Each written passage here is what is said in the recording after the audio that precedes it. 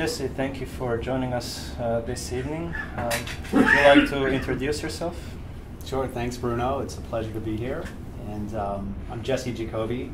I'm the founder of Emergent, which is a boutique management consulting firm based out of Denver, Colorado.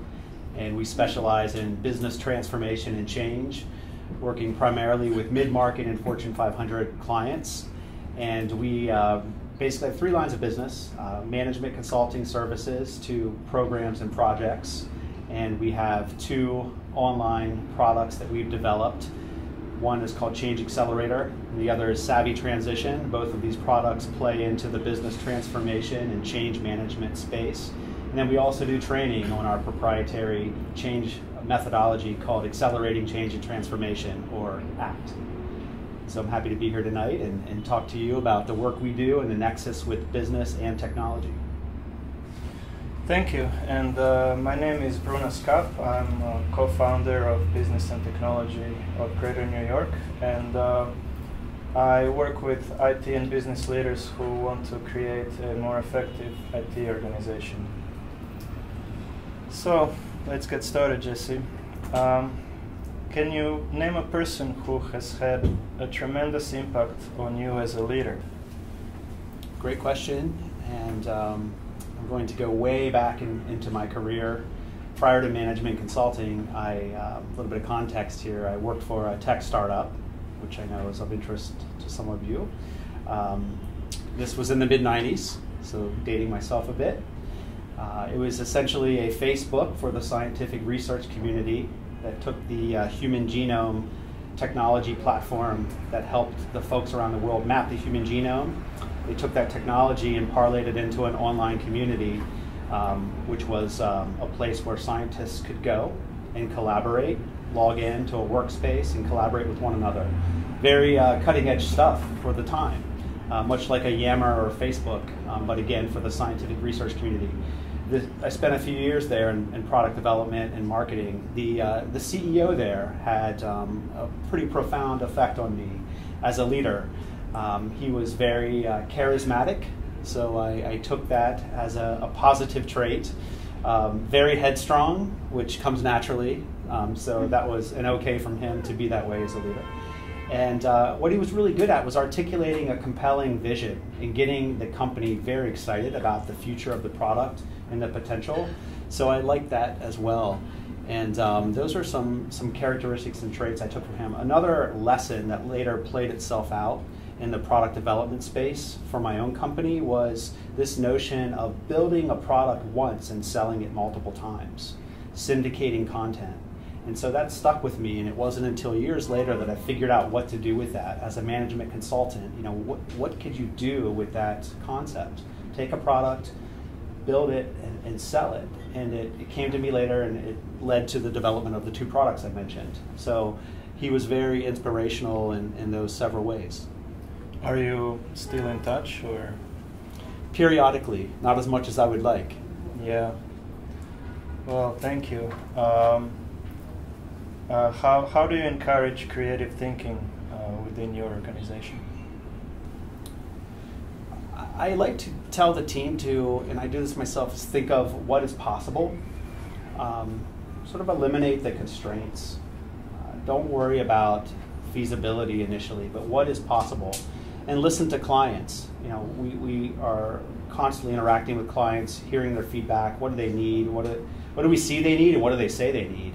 You take that and then you look across, you know, trends in the industry and adjacent industries, right? So we've come up with a lot of great ideas, creative ideas for our products and services by looking at adjacent industries and taking, you know, things like a dashboard from, you know, the technology space, you know, the Oracle, right, kind of dashboard, but take that and how do you then apply that in a management consulting setting on the engagements that we work for? So there are ways to hear the need, look at adjacent industry spaces, and then, you know, look at trends in the market, and then what do you do with that, and try to work at the middle of those three things.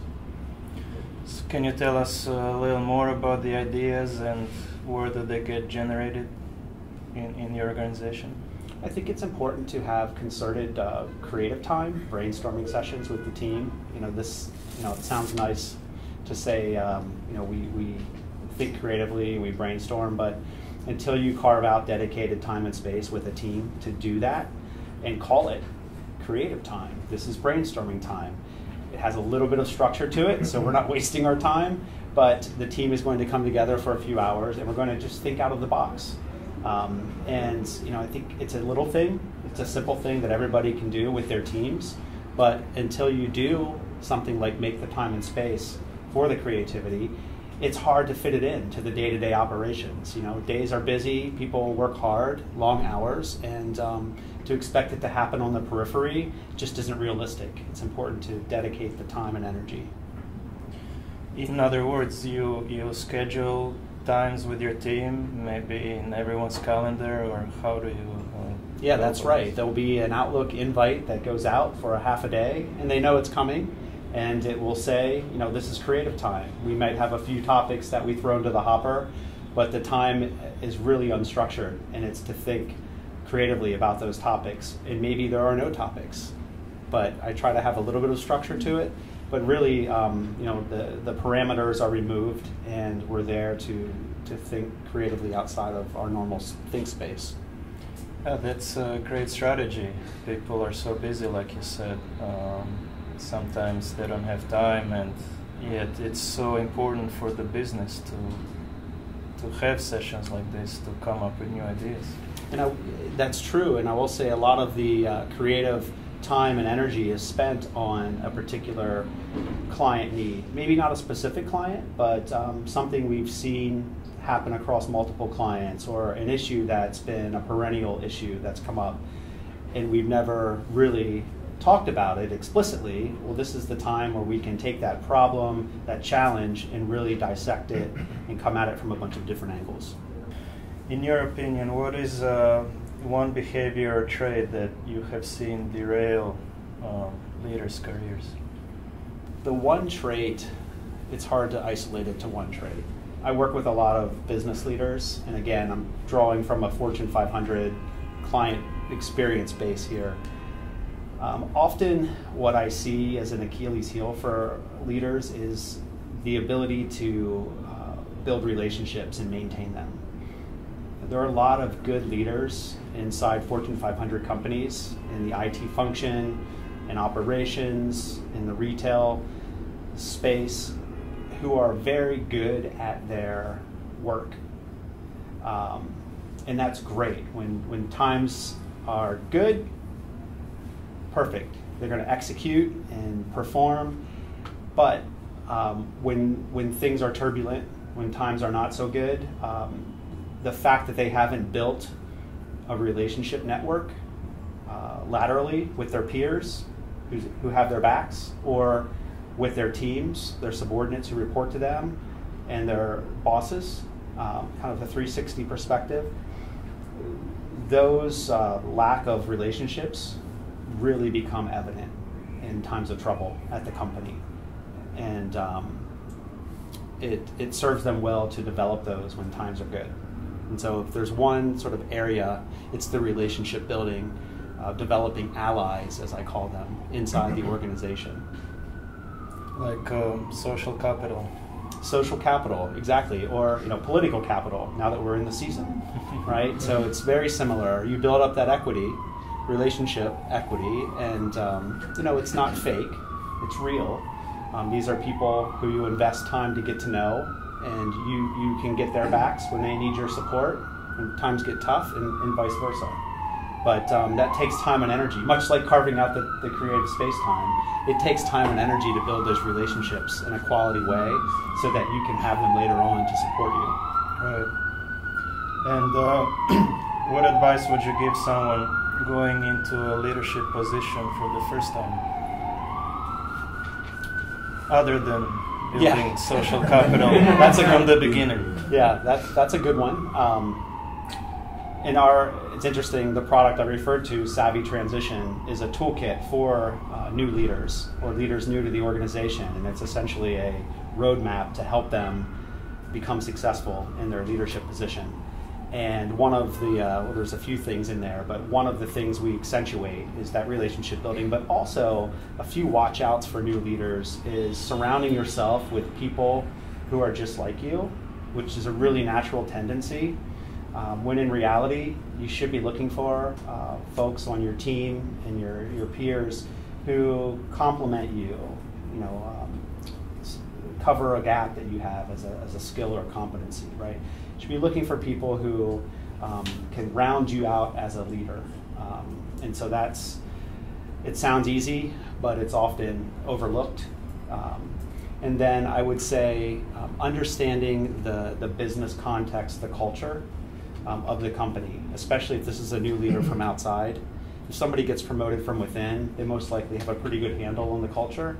But a new leader coming into a company for the first time, investing time to understand the culture, the unspoken rules of how work gets done around here.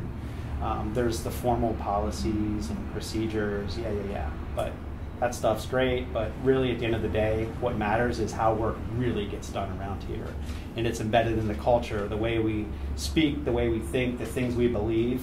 That stuff is all latent and it's invisible inside the organization, and you really have to seek to understand it to be successful in that particular company culture. So I would place emphasis on those two things. So it sounds like instead of a classical example of people attracting other similar people to them, which may turn into yes people at some point, you think it's important to have others who can challenge you when you talk about surrounding yourself with people who are different from you. In that sense. Yeah, like most things in life, it's a balance, right? So what I've seen is if you're building a capability or a particular competency, you certainly need a critical mass of those skills, knowledge, abilities, but then once you have that, don't keep building it unnecessarily. Get yourself the other people on your team who can round you out and compensate for some of the weaknesses. And the other thing I'll point out is a lot of leaders don't understand what their own weaknesses are.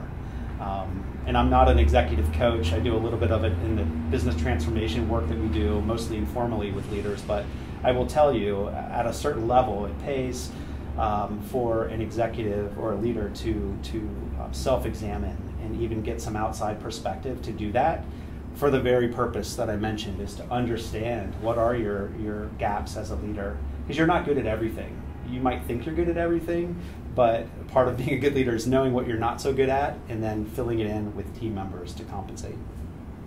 Tell us more about the inspiration behind developing your two online products.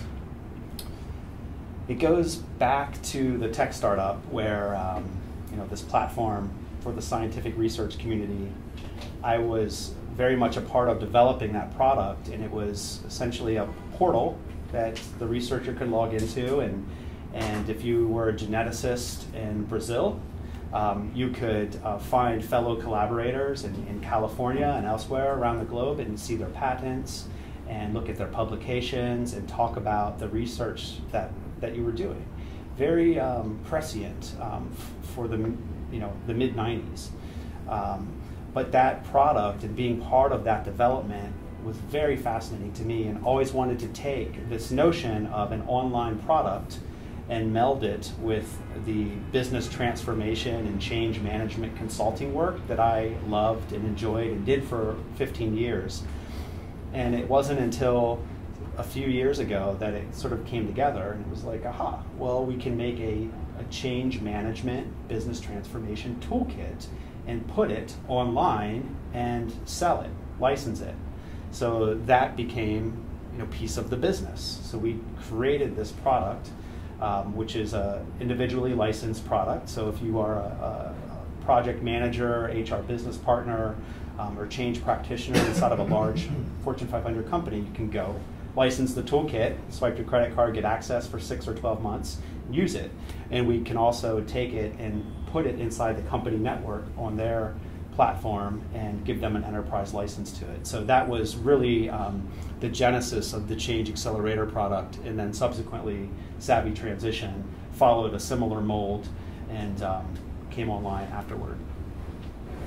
Great, and can you explain the impact, if any, that social networking has made on your organization or you personally? So the social media platforms were something I approached several years ago with some hesitation, right? Wasn't sure how much to play in those and what to do with them exactly. Since then, have become a bit smarter and feel like it's a bit of a necessary evil to participate because they've become so noisy. This is my opinion. Feel free to disagree and share your opinions as well, but it's a necessary thing to do is to participate. And so for us as a business, LinkedIn is certainly first and foremost as a professional social media platform. We do a lot of sharing of thought leadership there, a lot of third-party sharing of content, but our own as well, product announcements, etc., long-form pieces and some quick-hit type of sharing. I don't know if any of you have seen the long-form publication feature that came online about a year ago or so on LinkedIn. I can get more into that in the Q&A if you'd like. I have a very strong opinion about that particular feature that they introduced, but needless to say, we participate in LinkedIn, sort of second on that list in terms of value and importance to us. Twitter, sort of the cocktail party of the internet, and Google Plus, just because it's Google and you need to be in the search engine. Not a huge value as a social media platform, but again, necessary for obvious reasons. And sort of last and least, Facebook.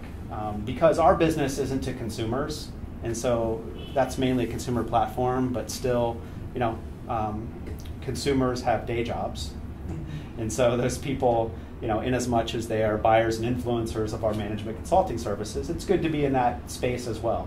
So those four are kind of where we play, and we've come up with some methods to sort of automate our participation in the social media space, in the networking space.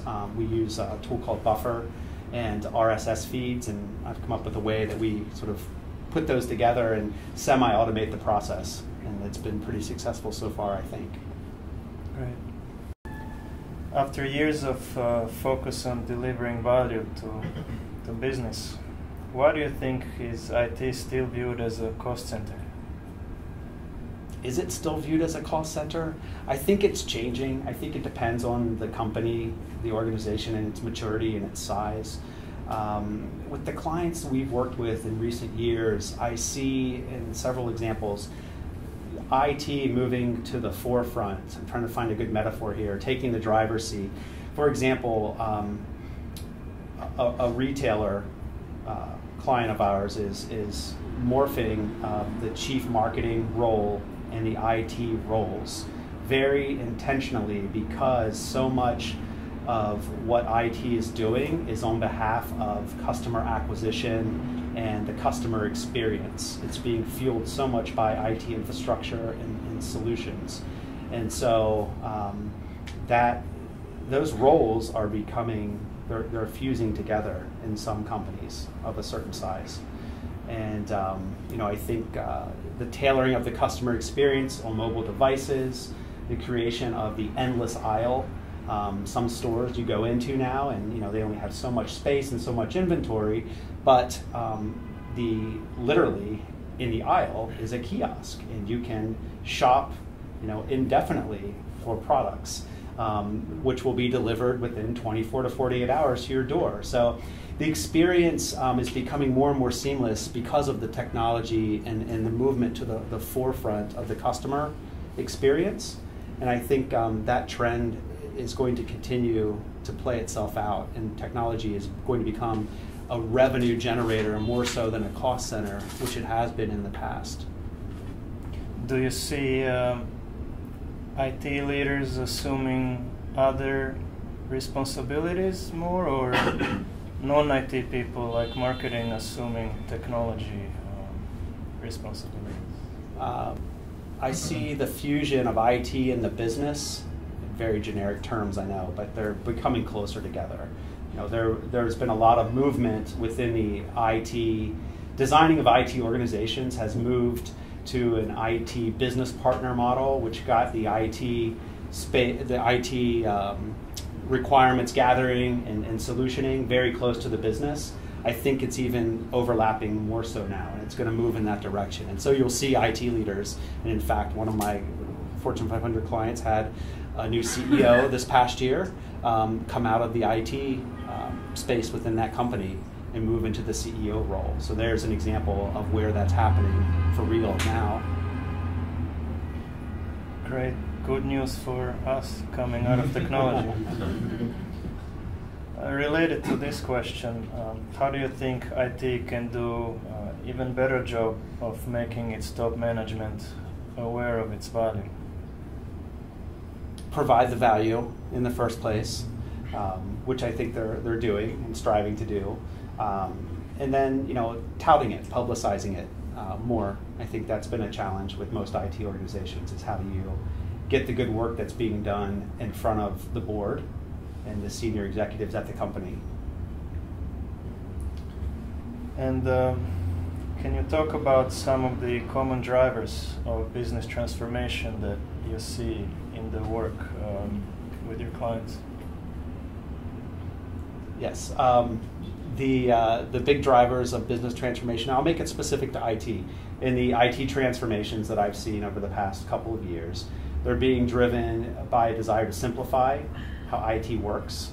Cost, quality, always, right? That's the mantra. I mean, that hasn't changed. But the simplification and the consolidation of roles, again, make it less confusing for the business to understand what the heck you're doing as an IT organization, and make it more transparent so I can see, the sausage making of the IT process.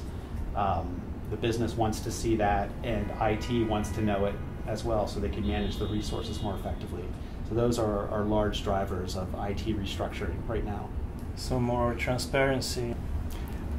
I was just commenting on the drivers of IT transformation. So I think, to your point, I think a lot of it is more transparency, more efficiency, more quality. Let the business know what we're doing and how we're delivering. Let's look inside the box and see how it's working. And let's partner more effectively. I think a lot of IT transformation is being born out of that desire to bring it closer to the business and partner with the business more effectively. So it's not some back shop, you throw requirements over a transom and wait 6 weeks, 2 months to see what comes out. That's not how it works anymore. It's more agile, more real-time collaboration with the business. Before we go to questions, I'm really interested to hear about your opinion on LinkedIn long form, and please, can you share with us? So for those of you who might not know, you could always post a status update on LinkedIn, and it was a short, character-limited format. Then they opened up their, I forget what it's called, it's like a blogging platform. Pulse. Yeah, Pulse. I do it. Yeah, so they had Pulse for a while, and it was closed, and I don't know how you became an editor, but it was very much vetted, but then it opened up, right, to everybody. So now I think pretty much everybody has access to this, and it seems great on the surface. It's a competitor, it's a blog, it's a closed blog platform inside of LinkedIn. But what I've noticed when it first launched, the views on articles were a certain number, right? And then as more and more people came into the platform and used that long form capability, it became more crowded and noisier. And of course, the eyeball, the viewership went down on some of the authors whose numbers were much higher prior to that happening. So, in one sense, it democratized, the ability for people to participate, but it sort of diluted those who were already in there. So that was the trade-off. And so, you can decide for yourself if it's a worthwhile investment to publish there versus on your own blog or platform, because you certainly don't want to have redundant content. You'll be penalized, as you know, on the search engines for that. So, pick one versus the other, try it out, and make your own judgment. It sounds like almost that we are the product of LinkedIn and Facebook. If the product's free, you not are the way, product. Right, right. That's right. And if you're paying for the services, you are less of a product. So they have a freemium model, like a lot of services do. And yeah, I think it's up to you as to what extent you want to utilize the features and be the product versus purchase the product from them. Right. Well, thank you. Let's open it up to questions.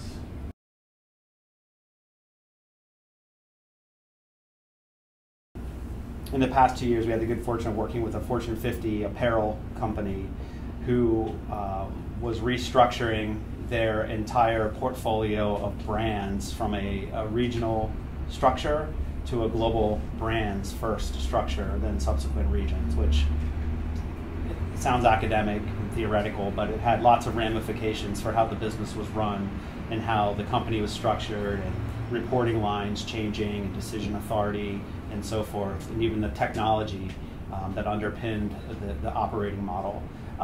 This was very successful. It actually moved the needle in the share price when it was all said and done, but it was a long journey over the course of a year plus. The reason it was successful, however, was because it had the senior-most sponsorship at the company, CEO level, time, attention, foot on the pedal, keeping the leaders focused on this transformation program and hitting the targets.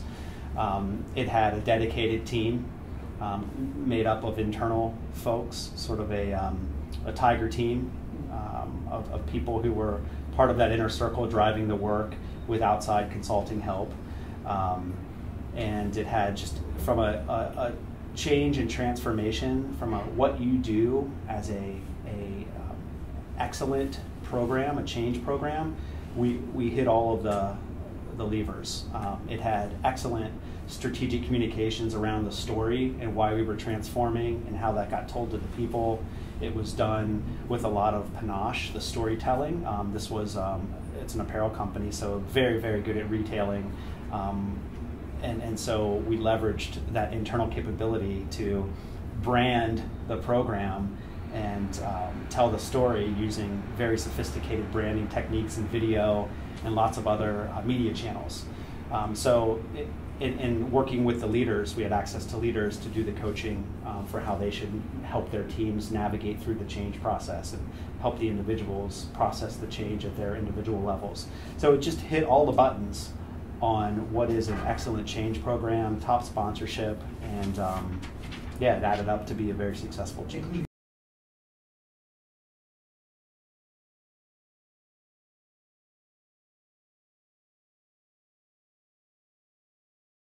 Yeah, that's a great question. I'll answer the second one first. When I use the term leaders, mostly I'm referring to people who have people management responsibilities. Mm-hmm. So you have direct reports and or matrixed people working on your organization. The matrixed organization is a very popular model, has been for a number of years, still is. So leaders, again, you have people you're responsible for, I guess is the short definition. So when I use that term, it's not so much a function of level, because you can have leaders with followers or people reporting to them at low levels of the organization versus an individual contributor. So that's a distinction I've made. And then, our team is less than 10. We're lean and mean.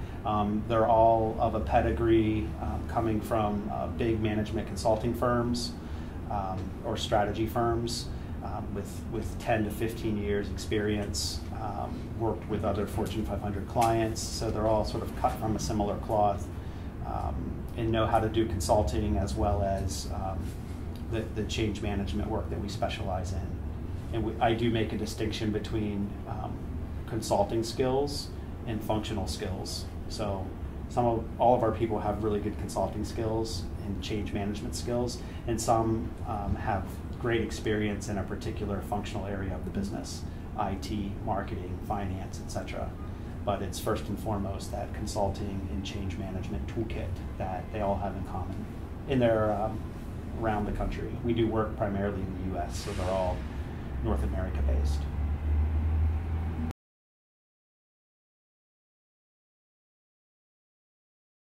So you could infer from that 10 to 15 years experience with big management consulting. Yeah, you know, I don't know how to characterize that age bracket, but yeah, they're seasoned, and it's a good mix of male and female.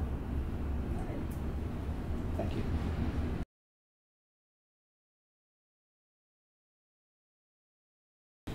I guess outsource is the right word. I used external partners to help out.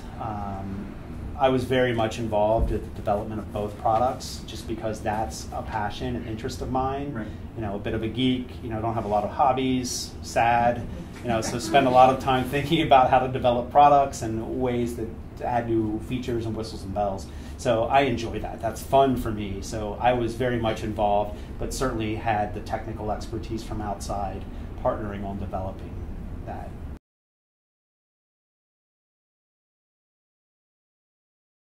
Yeah, absolutely. The change management work around a major program or project, when it's done well, it's highly collaborative. And so our toolkit, even though it's licensed by an individual and that individual uses it, a lot of the recommendations, the activities, and the tools that are in there drive that user to go interact with others and synthesize input from different sources and people. So it's, at the end of the day, it's a toolkit for the individual, but it's really driving them to collaborate. For the ones we consult on, yeah, absolutely. The toolkit, the licensed products, you know, I don't know what happens at the end of their projects, but for ours, absolutely. The lessons learned, kind of post-mortem, what went well, you know, what would you do differently, is part and parcel of our consulting methodology, for sure. That's helpful for us and for the client, although, you know, you wish some of the things that you would do differently, you know, weren't in there, but, you know, in the spirit of transparency and sharing, you know, warts and all, we like to present that in a very candid way back to the clients that we work with.